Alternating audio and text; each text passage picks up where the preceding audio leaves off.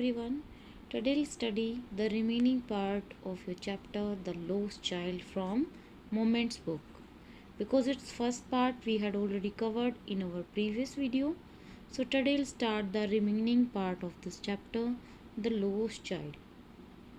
So further any delay, let's get started. तो बेटा इसके फर्स्ट पार्ट में हमने पढ़ा था कि कैसे वो बच्चा जब मेले के अंदर जाता है तो बहुत सारी चीज़ों से अट्रैक्ट हो जाता है। उसे बहुत सारी चीज़ें चाहिए होती हैं मेले के अंदर, लेकिन उसके पेरेंट्स उसे वो चीज़ें ख़रीद कर लाने के लिए अलाउ नहीं करते हैं। तो जब वो लास्ट में स्नेक चार्मर के पास जाकर रुकता है और उसकी जब वो फ्लूट बजा रहा होता है तो वो उसे देखता रहता है और उसे वो म्यूज़िक बहुत ही अच्छा लगता है। लेकिन जैसे ये बच्चा स्नेक चार्मर की तरफ बढ़ता है तो उसके पेरेंट्स जो है उसे वार्न करते हैं कि भाई उसने उसे वार्न किया था कि भाई आपको ये जो अनप्लीजेंट साउंड है इससे दूर रहना है, जो कि वो आदमी बजा रहा था। तो वो बिना कोई आंसर लिए, बिना उसे सुने वो आगे बढ़ जाता है। तो अब आगे क्या होता है बेटा, अब हम वो आगे बढ़ते हैं। So there was a roundabout in full swing.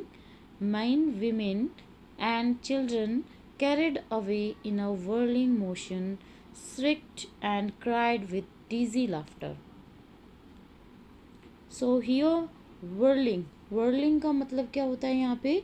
whirling means circling, यानी कि चक्कर लगाते हुए.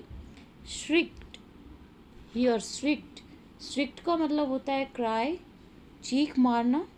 and dizzy means confused. तो जैसे ही वो बच्चा आगे बढ़ता है तो वहाँ एक राउंड अबाउट मीन्स जो मैरी गो राउंड, एक जो झूला होता है ऐसे गोल गोल ऐसे वो घूमता रहता है, ऐसे बड़ा झूला, that is called round about. तो जैसे ही वो आगे जाता है तो एक बहुत बड़ा झूला, एक जो मैरी गो राउंड है वहाँ पर होता है. बहुत सारे मैन, वीमेन एंड चिल्ड्रन जो है वहाँ पर चीख मारते हुए उस झूले के अंदर बैठे हुए हैं, हंसने लग रहे हैं, मतलब उसको इंजॉय कर रहे हैं. The child watch them intently का मतलब होता है attentively. And then he made a bold request means brave request. अब बच्चा काफ़ी देर तक तो उसकी तरफ देखता रहता है ध्यान से कि कैसे वो लोग कितना इंजॉय कर रहे हैं, वो लोग कितना घूम रहे हैं, कितना उन्हें अच्छा लग रहा है, तो मुझे भी इस पर बैठना चाहिए. लेकिन काफ़ी देर देखने के बाद आखिरकार वो साहस जुटा ही लेता है. वो साहस जुटाकर, क्योंकि अब तक तो वो बोल ही नहीं पा रहा था, लेकिन अब वो थोड़ा सा साहस जुटाकर रिक्वेस्ट करता है. I want to go on the roundabout please father and mother. और अब की बार वो साहस जुटाकर राउंड अबाउट पर झूलने के लिए अपने पेरेंट्स के पास जाता है. पेरेंट्स के लिए रिक्वेस्ट करता है कि कृपया मुझे इस झूले पर झूलने दीजिए. अब आगे क्या होता है? There was no reply. He turned to look at his parents. They were not there ahead of him. लेकिन जब वो अपने पेरेंट्स से रिक्वेस्ट करता है कि मुझे इस झूले पर बैठना है, मुझे झूला झूलना है, तो जब वो ये कहने के लिए पीछे मुड़ता है, अपने पेरेंट्स की तरफ देखता है, तो वहाँ से कोई जवाब नहीं आता. तो वो घूमकर देखता है कि आवाज़ क्यों नहीं आ रही है, मेरे पेरेंट्स कहाँ हैं. They were not there ahead of him. वो उसके पास, उसके साथ नहीं होते हैं. He turned to look on either side. They were not there. He looked behind. There was no sign of them. जब वो उन्हें ढूंढने की कोशिश करता है तो वो एक साइड देखता है, दूसरी तरफ देखता है, लेकिन उसे वो वहाँ भी नहीं मिलते. पीछे की तरफ मुड़कर देखता है, वहाँ भी उसे अपने पेरेंट्स नहीं दिखाई देते हैं, क्योंकि वहाँ पर वो थे ही नहीं और उनका कोई साइन उसे नहीं दिखता है. So a full deep cry rose within his dry throat. With a sudden jerk of his body, he ran from where he stood, crying in real fear, "Mother, Father." A full deep cry within his dry throat with a sudden jerk, jerk का मतलब है यहाँ पे move, झटका। Okay, सो यहाँ जब बच्चे को ये दिखाई देता है कि भाई उसके पेरेंट्स तो हैं ही नहीं, तो वो बहुत ज़्यादा रोने लग जाता है, बहुत ज़्यादा रोता है, ज़ोर ज़ोर से रोता है। उसकी बॉडी क्या करती है, उसकी बॉडी कांपने लग जाती है, वो वहाँ से दौड़ने लगता है और बार बार अपने पेरेंट्स को आवाज़ देता है, क्योंकि उसे बहुत ज़्यादा डर लग रहा था, क्योंकि मेले के अंदर वो अकेला था और उसके पेरेंट्स उसे कहीं नहीं मिल रहे थे। वो अपने पेरेंट्स से जो है गुम हो चुका था, वो मेले में अकेला रह गया था।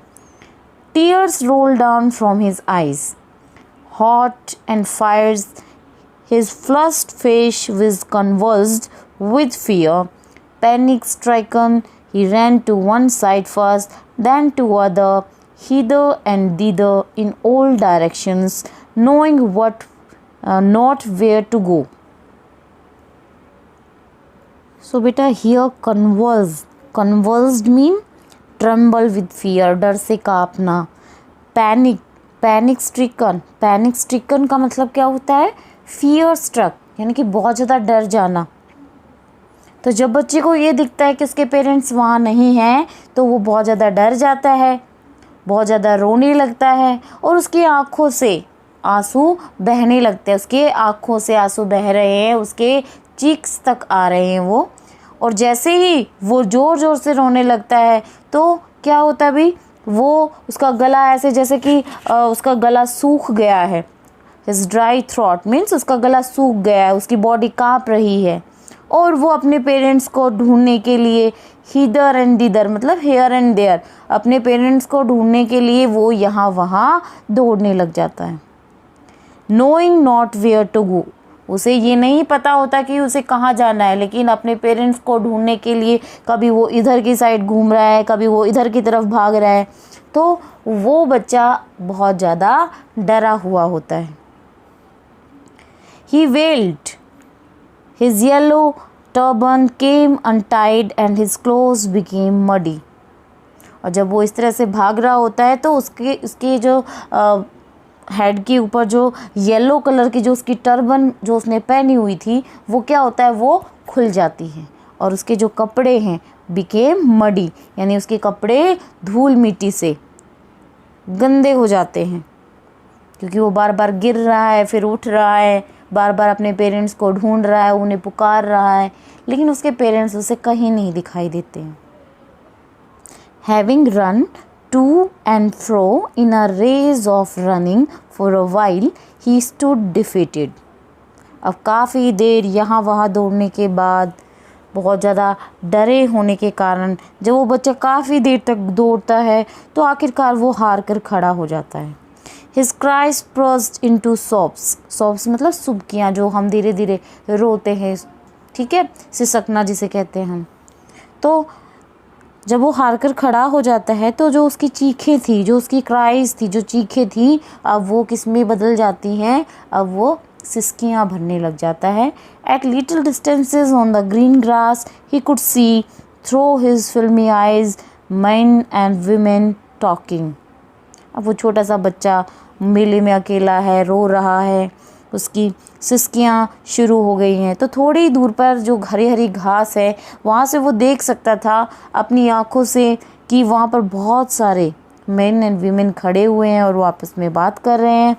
He tried to look intently among the patches of bright yellow clothes, but there was no sign of his father and mother among these people.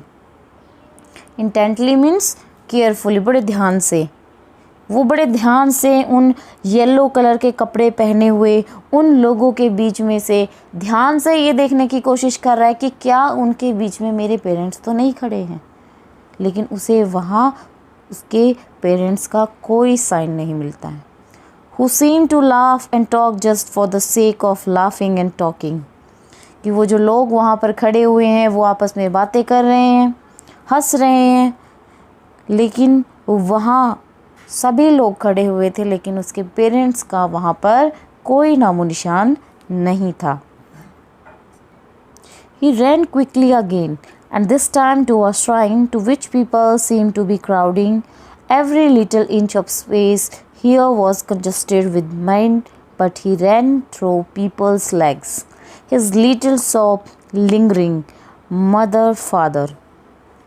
अब वो तेज़ी से दौड़कर जल्दी से वहाँ से दौड़कर जाता है और इस टाइम वो कहाँ पहुँचता है? एक श्राइन। श्राइन का मतलब होता है जो हॉली प्लेस, यानी कोई मंदिर। वहाँ पर वो पहुँचता है जहाँ पर बहुत सारे लोगों की भीड़ है और हर एक इंच पर, हर एक जगह लोगों से कंजस्टेड मीन फिल्ड विद, भरी हुई है। वहाँ पर लोग इतने सारे इकट्ठे हुए हैं। तो वो बच्चा उन लोगों के पैरों के नीचे से निकल कर जाता है और उसकी जो आँखें हैं, उसकी जो सिसकती हुई आँखें हैं, वो अपने जो है हम कह सकते हैं कि रोने लग रहा है। धीरे धीरे उसकी सिसकियाँ शुरू हो गई हैं और लिंगरिंग, और उसकी आँखें अभी भी अपने पेरेंट्स को ढूंढ रही हैं, जैसे कि वो बोलना चाह रहा है कि फादर एंड मदर, मेरे मम्मी पापा कहाँ हैं। Near the entrance to the temple, however, the crowd became very thick. Men jostled each other, heavy men with flashing, murderous eyes and hefty shoulders. जैसे ही वो वहाँ एंट्रेंस के पास पहुँचता है, उस टेम्पल के पास, तो वहाँ पर भीड़ और भी ज़्यादा घनी हो जाती है। ठीक है। Man jostle each other, jostle means to push, धक्का दे रहे हैं। ऐसे वहाँ पर इतने लोगों की भीड़ है कि लोग एक दूसरे को धक्का मुक्की कर रहे हैं, धक्का दे रहे हैं। हैवी मैन, बहुत जो हम कह सकते हैं बहुत ही हैवी वहाँ पर लोग, ऐसे स्ट्रॉन्ग वहाँ पे जो मैन हैं वहाँ पर खड़े हुए हैं। मर्डरस आइज, मतलब उनकी आँखों से ऐसे लगती हैं जैसे कि वो उसे पकड़ने वाली हैं, उस बच्चे को डराने वाली हैं। एंड हैफ्टी शोल्डर्स मीन्स उनके जो कंधे हैं वो बहुत ही ज़्यादा मजबूत हैं, यानी कि ऐसे लंबे लंबे चौड़े चौड़े लोग वहाँ पर खड़े हुए हैं जिनको देखकर वो बच्चा डर जाता है। The poor child struggle to thrust away between their feet but knock to and fro by their brutal moments. अब वो बेचारा बच्चा उन लोगों के पैरों के बीच से रास्ता बनाने की कोशिश कर रहा है, जो उनके ब्रूटल मूवमेंट्स से, ब्रूटल मूवमेंट्स मीन्स यानी कि वो वहाँ से इतने लोगों की भीड़ है और वो उनके पैरों के से नीचे से निकलने की कोशिश कर रहा है, लेकिन हर बार वो क्या हो जाता है? वो हार जाता है। He might have been trampled under foot had he not strict at the highest pitch of his voice. अगर वो तेज़ चीख के साथ अगर वो नहीं चिल्लाता तो वो बच्चा क्या होता? वो बच्चा उन लोगों के पैरों के नीचे क्रश हो जाता, कुचला जाता। Trample means crushed. Father, mother, a man in the surging crowd heard his cry and stopping with great difficulty lifted him up in his arms. कि अगर वो बच्चा ज़ोर से नहीं चीखता कि फादर मदर, तो वो बच्चा क्या होता? वो बच्चा उन ब्रेव जो स्ट्रॉन्ग वहाँ पर जो आदमी खड़े हुए थे, जो लंबे लंबे जो चौड़े चौड़े आदमी वहाँ पर खड़े हुए थे, उनके पैरों के नीचे वो कुचला जाता। लेकिन क्या होता है कि वहाँ भीड़ में एक आदमी, एक नोबल मैन उसकी चीख सुन लेता है और वो उसे बड़ी मुश्किल से, बड़ी डिफ़िकल्टी से वो उसे वहाँ से निकालने में जो है कामयाब हो जाता है और उसे अपने कंधे पर बैठा लेता है। How did you get here child? Whose baby are you? The man asked as he steered clear of the mass. जब वो आदमी, वो नोबल मैन उस बच्चे को उस भीड़ से अच्छे से बाहर निकाल लेता है, तब वो उससे पूछता है कि तुम किसके बच्चे हो और तुम यहाँ कैसे आए और यहाँ तुम किसे ढूंढ रहे हो? The child wept more bitterly than ever now and only cried, I want my mother, I want my father. तो जब बच्चे से ये पूछा जाता है कि तुम किसके बच्चे हो, तो वो बच्चा और भी ज़्यादा, पहले से भी ज़्यादा बुरे तरीके से रोने लग जाता है और चीखने लग जाता है कि मुझे मेरी मम्मी चाहिए, मुझे मेरे फादर चाहिए। The man tried to soothe him by taking him to the roundabout. Will you have a ride on the horse? अब वो आदमी, वो नोबल मैन उस बच्चे को कंसील करने के लिए, उसको चुप कराने के लिए उस बच्चे को उस मैरी गो राउंड के पास लेकर जाता है और उससे पूछता है कि क्या तुम घोड़े की सवारी करना पसंद करोगे? He gently asked as he approach the ring. जैसे ही वो उस झूले के पास पहुंचता है वो उस बच्चे से पूछता है, but the child's throat tore into 1,000 shrill sobs and only shouted, I want my mother, I want my father. लेकिन बच्चा इस बात का जवाब ना देने की बजाय वो चीखने लग जाता है, सुबकने लग जाता है और केवल चिल्लाकर कहता है कि मुझे मेरी फादर और मुझे मेरे जो है फादर और मदर ही चाहिए, मुझे किसी झूले पर नहीं झूलना है, मुझे बस उन्हीं के पास जाना है। The man headed towards the place where the snake charmer still played on the flute to the swang cobra. अब वो आदमी headed towards means went ahead, आगे की तरफ बढ़ता है। अब वो आदमी उस बच्चे को लेकर उस जगह पर पहुंचता है जहां पर स्नेक चार्मर बैठा हुआ था, जो अभी भी अपनी फ्लूट बजा रहा था, और वहां वो कोबरा, वो स्नेक अभी भी जो है अपना डांस दिखा रहा था। Listen to that nice music child, he pleaded means requested. उसने फिर से रिक्वेस्ट की कि बच्चे ये इतना जो सॉफ्ट साउंड है इसको सुनो। But the child shut his ears with his fingers and shouted his double-pitched strain. Double-pitched strain का मतलब uses a lot of force, यानी कि बहुत ज़्यादा strength लगाकर चिल्लाना। अब वो बच्चा अपने कानों को बंद कर लेता अपनी फिंगर्स से और ज़ोर से पूरी ताकत के साथ चिल्लाता है, I want my mother, I want my father. मुझे कोई साउंड नहीं सुनना है, मुझे तो मेरे बस फादर और मदर चाहिए। The man took him near the balloons, thinking the bright colors of the balloons would distract the child's attention and quieten him. अब वो आदमी उस बच्चे को बैलून के पास, जो बैलून्स बेचने वाला था, जो बैलून सेलर था, उसके पास लेकर जाता है।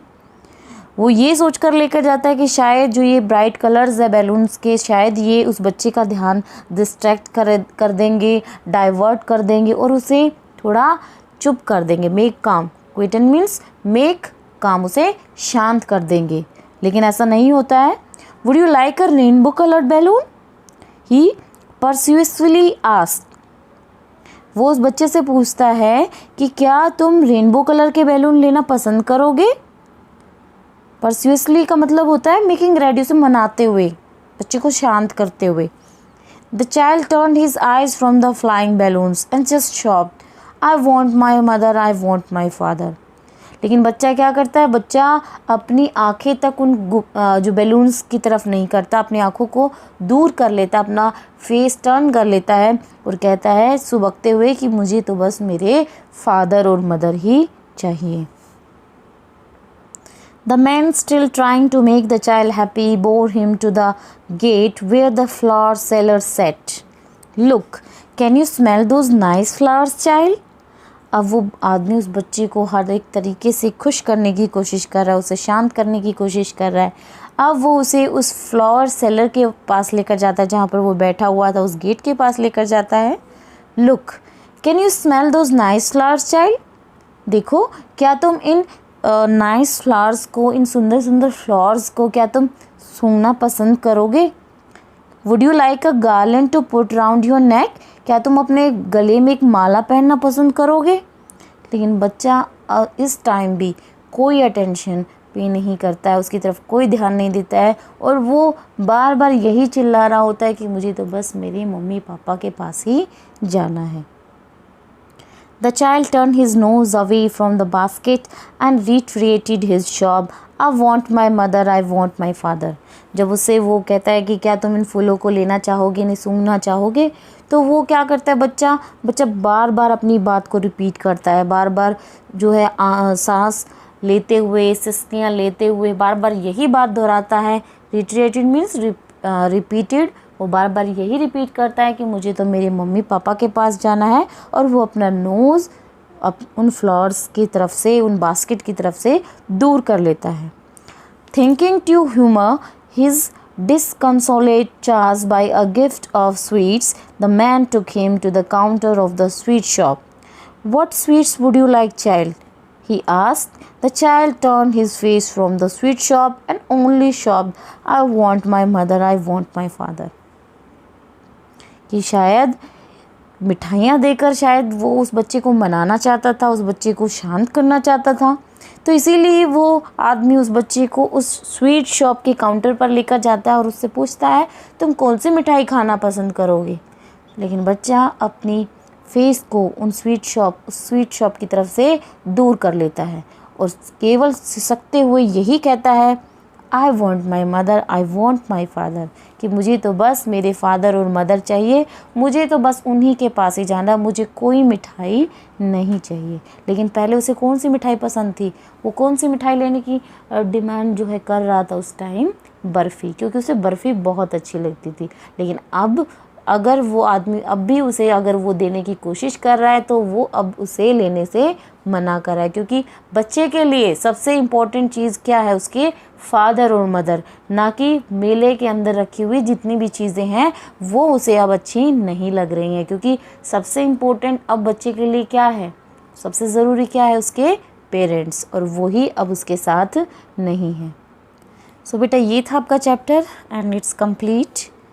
और शायद ये जो आदमी है जो बच्चे को इतने तरीके से उसे मनाने की कोशिश कर रहा है, उसे शांत करने की कोशिश कर रहा है, उसे नई नई चीज़ें दिलाने की कोशिश कर रहा है कि कहीं वो ज़्यादा ना रोए, वो चुप हो जाए, तो हमें ऐसा लगता है कि शायद ये जो आदमी है ये बहुत ज़्यादा नोबल है और ये उस बच्चे को उसके पेरेंट्स के पास ज़रूर लेकर जाएगा।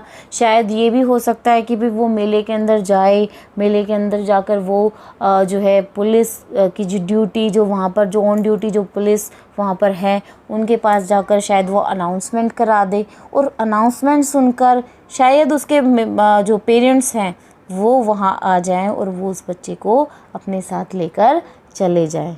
तो ये था आपका लेसन, और इस लेसन से हमें क्या पता चलता है, यही पता चलता है कि अगर हमारे पास बहुत सारी चीज़ें हैं लेकिन हमारे पास हमारे पेरेंट्स नहीं हैं तो हमारे लिए वो सारी चीज़ें क्या हैं, फीकी हैं।